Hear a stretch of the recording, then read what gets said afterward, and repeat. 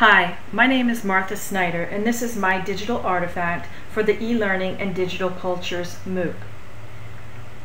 This artifact is centered on the themes of the human touch, lifelong learning, and a digital culture. I've been teaching and learning in an online learning environment since the late 90s.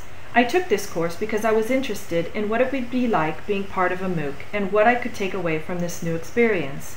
The directed readings and videos helped me to explore what it means to be human in a digital world and what it's like to use technology to share, learn, and grow with a global community of learners. I realized through my experiences over the past 5 weeks that there's nothing I can do about the rate at which technology is advancing. However, one thing I can do is to embrace the change and use the technology to support my non-digital relationships with humans, animals, and nature. I thought I'd start out with an example of how I use digital technologies to support my human experience. Here's a photograph that I took with my digital camera from the Kinetic Art exhibit in Boynton Beach, Florida. It's called Basho by Jeffrey Laudenslager of Encinitas, California. I not only take these photographs, but I also used my iPhone to take videos of the moving art sculptures and tools such as iMovie to create videos like this one about kinetic art that I can post on YouTube. The entire world can now see my video and post comments to my movie, and we can share key learnings and talk about kinetic art with each other. I share these examples because it's just one example of how I use technology to learn about the people and things around me and share them with others. It's pretty amazing how technology has enabled us to connect, create, learn, share, and communicate. I use technology to be a lifelong learner. Susan Sontag, an American writer, filmmaker, professor, literary icon, and political activist, said, "Fewer and fewer Americans possess objects that have patina, old furniture, grandparents' pots and pans, the used things, warm with generations of human touch, essential to a human landscape. Instead, we have our paper phantoms, transistorized landscapes, a featherweight, portable museum." This quote reminds me of how much technology has changed our lives in such a short time. I remember my dad's first computer, a TRS-80 from Radio Shack. I remember my first Mac and using HyperCard. I remember wearing a beeper. I also remember sitting in my bedroom and reading a good book, performing skits and musicals with my girlfriends, learning how to crochet with my mom, and hanging out with my friends at the baseball park. The rate at which our world is changing makes me wonder how my children will experience the world and experience the human touch. How will technology change these rich experiences that are, as Sontag defines them, essential to a human landscape? What will define our human landscape in the 21st century? For example, enter present-day technology with the massive, open, online course. How will we use digital technologies to connect, communicate, and learn from one another? I found my EDCMOOC experience one unique from anything I'd ever experienced before. Although there were over 40,000 registered and around 7,000 actively participating in the MOOC, I felt that I had a one-on-one relationship with my facilitators and many of my colleagues from across the globe. Technologies such as Google Hangouts, Twitter, Flickr, Facebook, and the online discussions helped me to feel that human touch in a digital world. I felt as if I was in a big city, but I had my own little community in which to share, connect, and explore. It felt comfortable and safe. Summary of the structure, format, and content of the EDCMOOC. It was a 5-week course. It was developed collaboratively by 5 teachers and researchers who run the International MSc in Digital Education at the University of Edinburgh. And the course was aimed to deepen our understanding of what it means to teach and learn in a digital age. There were no video lectures. Instead, the resources were offered through which we can engage with themes of the course. It wasn't facilitator-led, but learner-led, and we used social media to build personal learning networks and communities.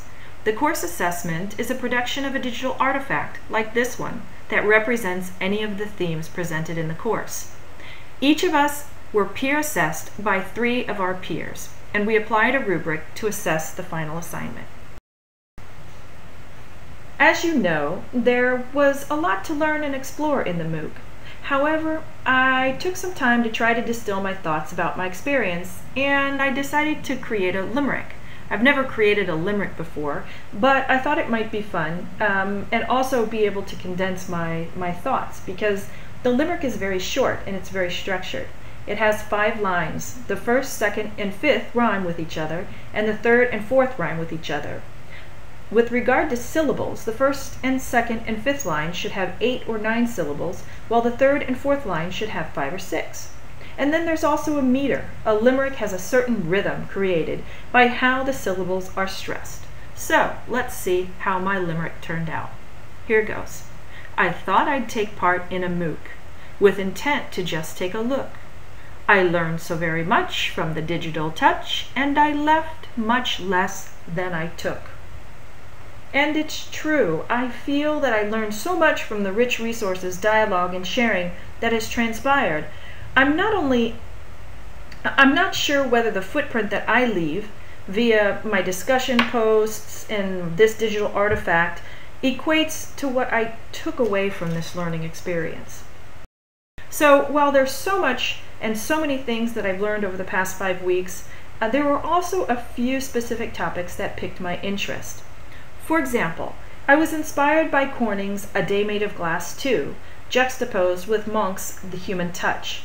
In particular, A Day Made of Glass 2, there's a scene in it with an elementary classroom where the teacher is presenting a lesson about the color wheel. Students use the interactive classroom community table to mix primary colors to create secondary and tertiary colors. There's no paint, no brushes, no mess, because everything is digital. Wow, that's pretty cool. Wouldn't I like to have something like that in my classroom? Of course. Corning's vision, juxtaposed with Monk's essay, made me think about how I might make decisions about the integration of technology for teaching and learning. For example, Monk notes, there's a huge qualitative difference between learning about something which requires only information and learning from something which requires the learner to enter into a rich and complex relationship with the subject at hand. For smaller children, especially, that relationship is as physical as it is mental. Rousseau pointed out long ago that the child's first and most important teacher is his hands. Every time I walk through the store with my sons and grow tired of saying, "Don't touch that," I am remembered of Rousseau's wisdom.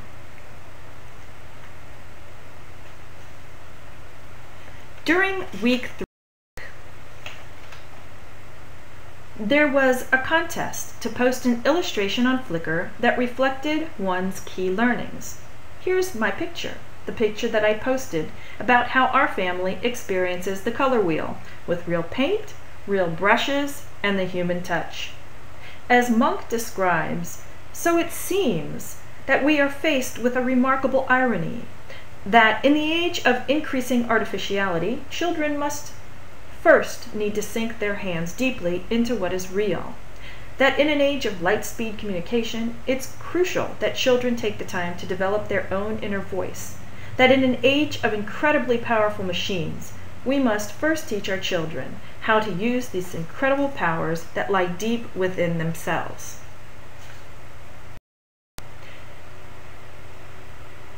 Marshall McLuhan's insight when he described how technology changes the message. He states, "The medium is the message. This is merely to say that the personal and social consequences of any medium, that is, of any extension of ourselves, result from the new scale that is introduced into our affairs by each extension of ourselves, or by any new technology." This message makes me wonder how the value of the human touch will change as technology becomes more and more pervasive. It begs the question, do we control technology, or does technology control us? Regardless of the answer, there are only certain things I can control, and that is how I react to, how I use, and engage with the digital world in a way that aligns with my morals, with my values, and personal and professional goals. It's been a real pleasure to journey with all of you over the past 5 weeks in the EDCMOOC. With hope, our paths will cross again.